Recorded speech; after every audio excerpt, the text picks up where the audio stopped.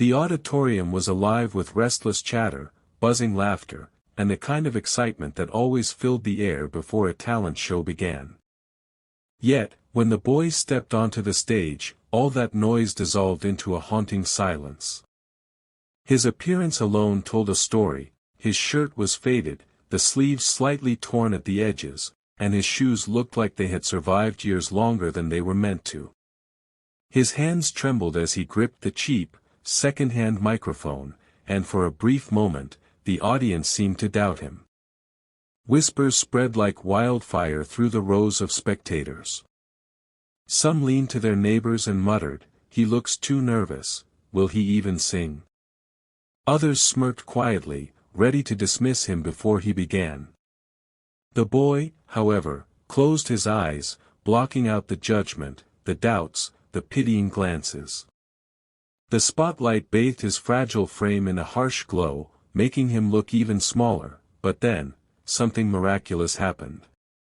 His voice rose, delicate at first, but carrying the unmistakable power of truth. He sang the opening lines of Hotel California, and the room was instantly spellbound.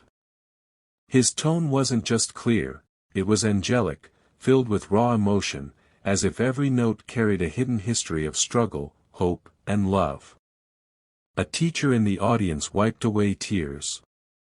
A man in the back row whispered under his breath, "That's not just a song, that's a soul crying." The boy's voice transformed the hall. Poverty, hunger, and pain no longer existed in that moment, only his music did. The applause began before the song even ended. People stood, clapping, crying, overwhelmed by what they were hearing. Yet, behind his trembling voice lay a secret, a promise, and a story so powerful that it would soon break every heart in the room. Long before the glow of stage lights ever touched his face, the boy's life was carved out of hardship and quiet sacrifice. His nights were not filled with toys, comfort, or bedtime stories, but with the sound of his mother's weary voice humming softly after long hours of work. She stitched clothes by day, scrubbing her fingers raw, and by night she cleaned offices until her body begged for rest. Yet, no matter how exhausted she was, she always had one last gift for him before sleep, a song. She would sit beside his small bed, kiss his forehead, and hum Hotel California, her voice thin but filled with warmth. It became their lullaby, their ritual, a fragile piece of beauty inside a world that often felt cruel and unforgiving. One evening, as she tucked him in, her voice breaking from fatigue, she whispered, "Promise me, son, let your voice be your wings. Don't let this world silence you. One day, you'll sing, and people will listen." He nodded, though he barely understood the weight of her words. Then came the cruelest winter. Her health declined, her breath grew shallow, and there was no money for doctors or medicine. On her final night, he sat by her side, trembling, singing Hotel California back to her. His voice cracked with sorrow, but she smiled faintly, squeezing his hand. "One day, they'll hear you, my angel," she whispered. And then, she was gone. The tiny home felt emptier than ever, but her words echoed louder than silence. He worked odd jobs, selling newspapers, polishing shoes, carrying bags, anything to survive. But no matter how tired, he never stopped singing. He wasn't just keeping her memory alive, he was holding on to her promise, waiting for the moment to honor her. As his angelic voice floated through the hall, there were those who doubted.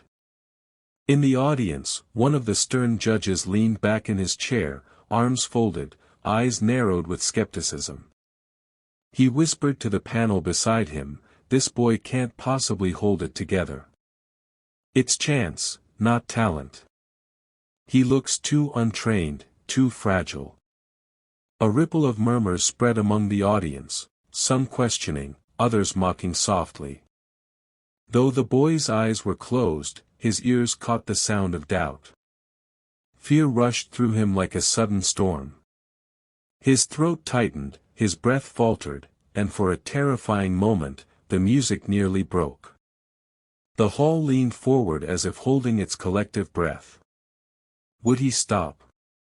Would the world's doubts crush him the same way poverty and pain already had?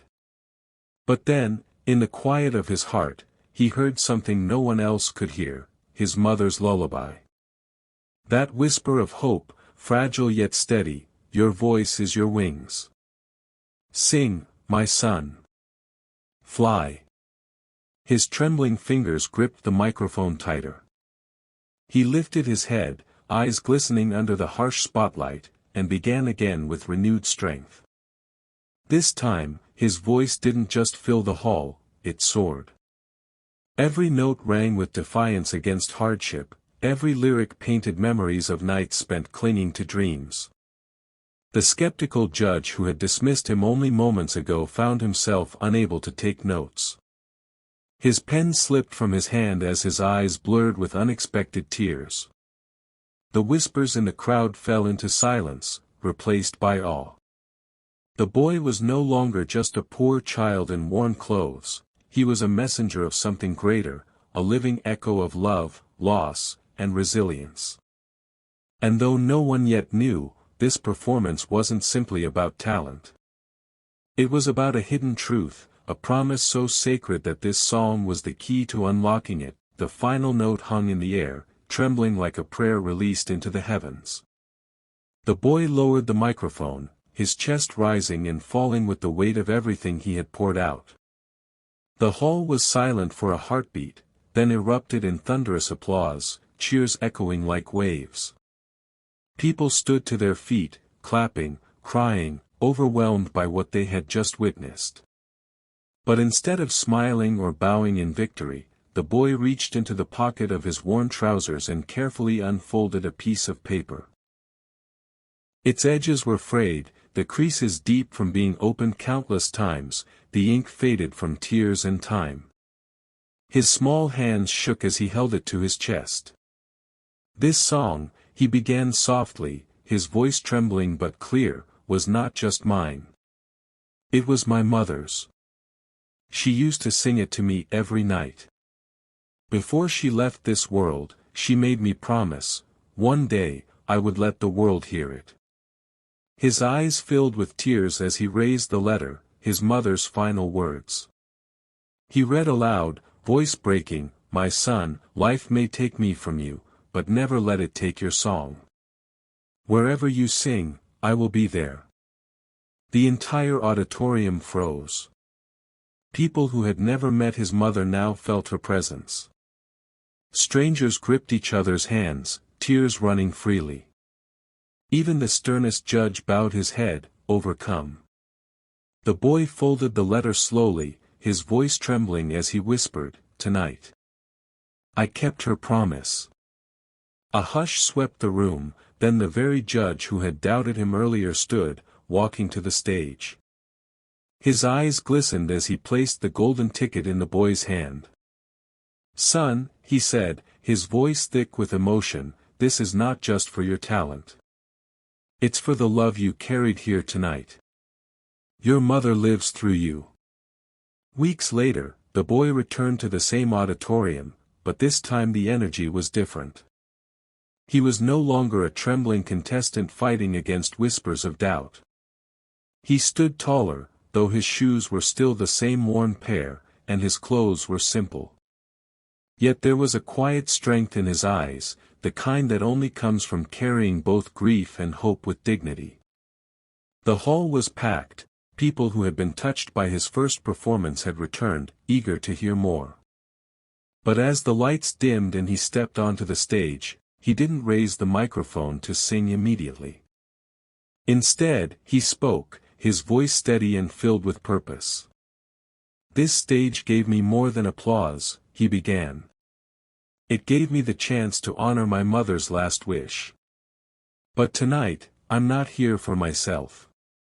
I'm here for every child who thinks they don't matter. You do." His words hung in the silence, heavy with truth. Then came the revelation no one expected. He explained that he had been offered a contract, fame, and fortune, but he had turned it down. Instead, he had used the prize money to begin a small foundation for underprivileged children, providing music lessons, instruments, and the encouragement he once lacked. The audience gasped, some covering their mouths as tears flowed freely. Then, slowly, children stepped out from the side of the stage, children from the foundation, holding small instruments and standing nervously by his side. The boy lifted his guitar, smiled softly, and began to sing Hotel California once more. But this time, his voice was not alone. Dozens of small, imperfect, yet beautiful voices rose with his, filling the auditorium with a harmony that was raw and pure. When the last chord faded, the hall erupted. Not with applause, but with tears, with hearts transformed. In that moment, the poor boy was no longer just a singer. He had become the angel his mother always believed he would be.